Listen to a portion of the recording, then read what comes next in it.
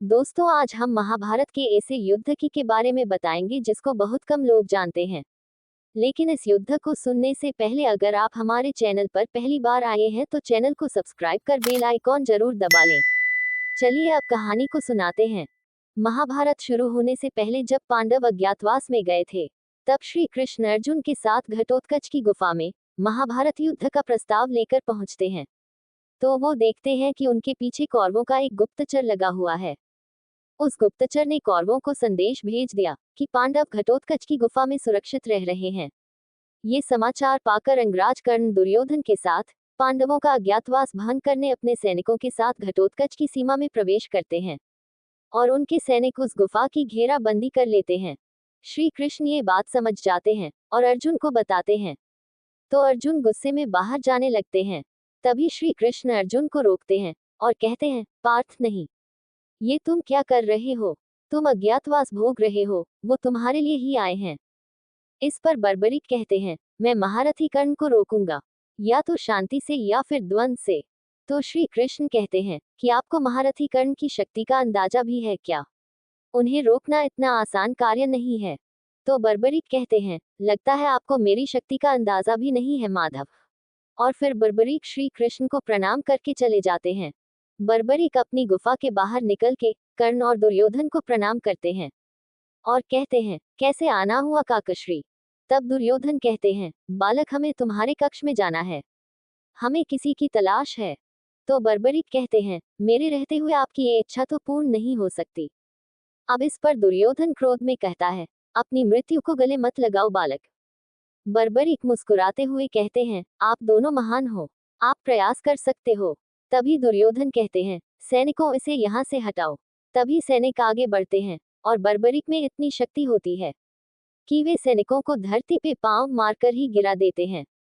अब दुर्योधन कर्ण से कहते हैं, मित्र यह साधारण बालक नहीं है, इसे तुम्हारे जैसा योद्धा ही परास्त कर सकता है। तब कर्ण कहते हैं, बालक हमारे मार्ग से हट जाओ, अतः तुम्हें मुझसे द्वंद्व करना होगा। तब बर्बरीक कहते हैं, आप भी प्रयास कर लीजिए महारथी कर्ण। इस पर कर्ण अपने रथ से नीचे उतरते हैं और बर्बरीक की ओर धनुष की प्रत्यंचा खींचकर छोड़ देते हैं।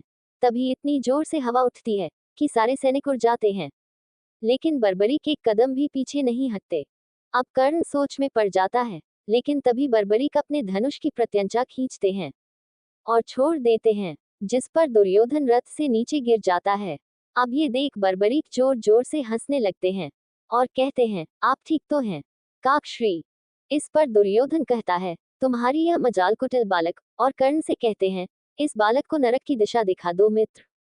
तभी कर्ण अपने दिव्यास्त्र से बर्बरीक पर प्रहार करते हैं, जिस पर बर्बरीक कर्ण पर कुटुम्बस्त्र चलाकर उसे नष्ट कर देते हैं।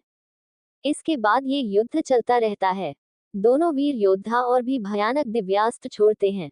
इसी बीच बर्बरीक एक बाण छोड़ते हैं जो दुर्योधन की ओर बढ़ता है, जिसे कर्ण अपने बाण से रोक लेते हैं। तो बर्बरीक कहते हैं, कर्ण ये बाण संभालो, इस बाण को कोई नहीं रोक सकता।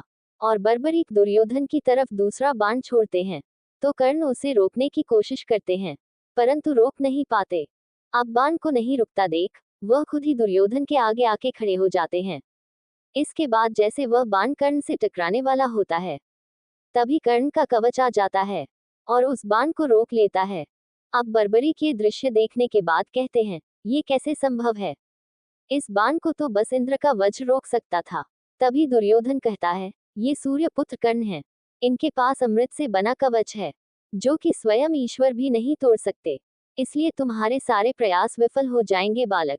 अब इसी बीच वहां कृष्ण पहुंचते हैं और कहते हैं, पुत्र बर्बरीक तुम इनके मार्ग से हट जाओ, इन्हें देखने दो जो भी भ्राता दुर्योधन देखना चाहते हैं।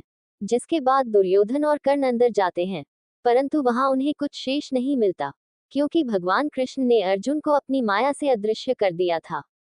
दोस्तों, अगर ये कहानी आपको जरा सी भी अच्छी लगी हो तो अपने दोस्तों के साथ कहानी को शेयर कर वीडियो को लाइक करें और हमारे YouTube चैनल को सब्सक्राइब कर बेल आइकॉन जरूर दबाएं। धन्यवाद।